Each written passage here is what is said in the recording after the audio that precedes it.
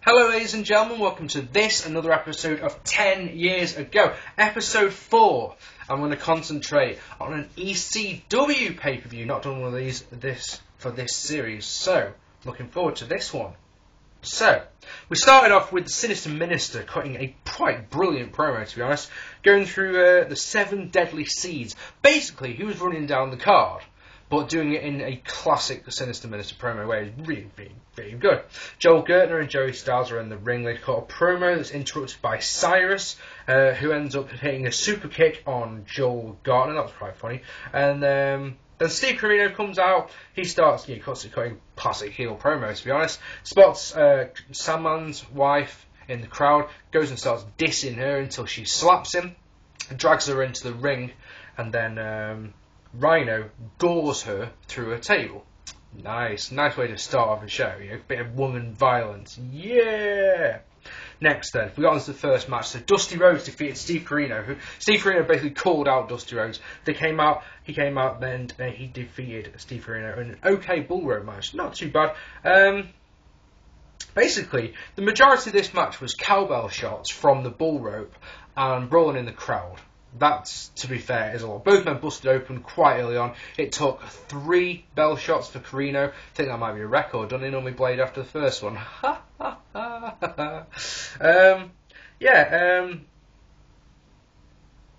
Rhodes gets on top of the ring, of the turnbuckle, sorry. He'd set up a chair in the ring. He gets yanked off the top because, of course, he's got the bull rope on. Lands face first on the chair. That's a particularly nasty moment. And then, speaking of nasty, another nasty moment is where Dusty Rhodes gets the edge of the cowbell and slices Corino's arm open with it. So there's claret flowing everywhere, and lots of it. But then the ref, who had been attacked by Corino on a previous episode of ECW, the ref helps Dusty Rhodes to tape another cowbell to Corino's head, and then he whacks that with a chair. That's nasty stuff again. It's all good though. Bionic Elbow gets the win for Rhodes. It's an alright opener, you know, it was violent, it was bloody. It was 10 minutes long, right? And what I'm going to say to you now is one of the things that's very odd about this show is that is the longest match. At 10 minutes and 13 seconds, it's the longest match on the show. I'm not making that up, to the point where I've actually written down the match lengths for every match after the match, and I'll tell you. Look out for that. 10:13, the longest one. Then Joey Styles tells us that Sandman's wife was on the way to hospital. Cyrus says that because Sandman has gone with her, he can't face Rhino in Rhino's match with the Sandman they're doing a television title tournament to crown a new champion. Obviously, I'll talk about that more in a second, but basically, Cyrus says that Rhino beats Sandman by forfeit in his match, so he advances to the final of the championship. So next, the New Dangerous Alliance defeated Danny Doring and Roadkill. Decent match again. Overly long promo from Louis Dangerously at the start, but then we get on with it. So it's not a nice Dirt Road Slam, which we know is a black hole slam nowadays. Gets 2 for Roadkill. Nice elbow off the top by him also, sorry. I've got him written by him, the band. No. Double springboard clothesline gets 2 for Roadkill also. Billy Wiles is the Anderson's partner. C.W. Anderson and Billy Wiles in the New Dangerous Alliance with Louis Dangerously as their manager.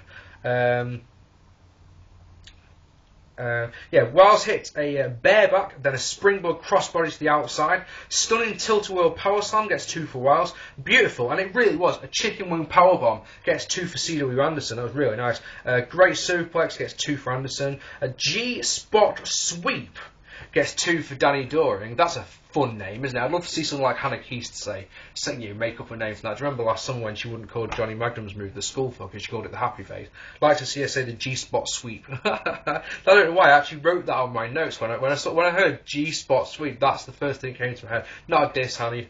Not a diss at all, I promise. Roadkill gets a hot tag and goes on a mission. Anderson Spinebuster reversed into a wham bam thank you ma'am for 2 by Danny Doring. Roadkill goes up top, but then Elektra, who is out with Danny Doring and Roadkill, basically crotches him on the top turnbuckle, enabling Anderson to hit a spinebuster off the top rope for the win. The match, it's got to be said, was almost a squash, with Roadkill and Doring absolutely owning, but then the heel turn at the end by Elektra caused them to get the win. But let me tell you this match, 3-star match for definite, you can't go wrong with it. It was 7 minutes and 23 seconds. If this match had been a minute and a half longer, it could have been a 3.5. That's a guarantee. It was just starting to get exciting, and then it finished. You're like, it left you feeling a little bit flat. Next, Mike Awesome defeated Kid Kash to retain the ECW Heavyweight Championship. Okay match. You can only give it really a 1.5. Meant to be Kid Kash versus Simon Diamond, but Awesome comes out and says to Diamond that if he doesn't get out of the ring, he's going to die. And Simon Diamond, obviously, because he's a cowardly heel, runs away. Now, if he'd been a babyface, of course he would have stayed, but cowardly heels run away. That's what you do when you're a cowardly heel. Anyway, incredible belly-to-belly suplex by Awesome. Kash gets beaten like a ragged doll across the ring before he hits a splash into the crowd. Awesome, though, comes back with a springboard shoulder block. Kid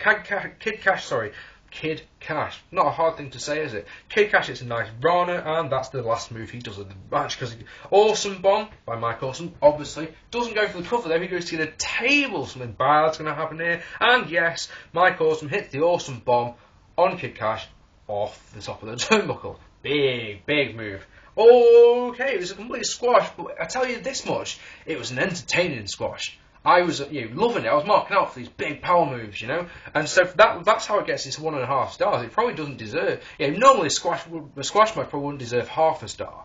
This was thoroughly entertaining. Jazz comes out to check on Kid Kash. Jado, Gedo, and Simon Diamond come back out, and they start attacking. They start attacking Kid Kash, which leads to Nova and Chris Chetti coming out, and they defeated Jado and Gedo in a good little match. Nova, he's dressed up. He looks like looks like he's trying to look like Venom. Spider-Man's alter ego, the Black Spider-Man. The one that looks really cool in the last film. Nova looks like he's trying to look like him. Anyway, Tilwell Scissors by Gedo is nice. Age Asai Moonsault to the outside by Gedo. Beautiful face plant by Nova gets 2. Nice double teaming by the Japanese duo. They work really well together.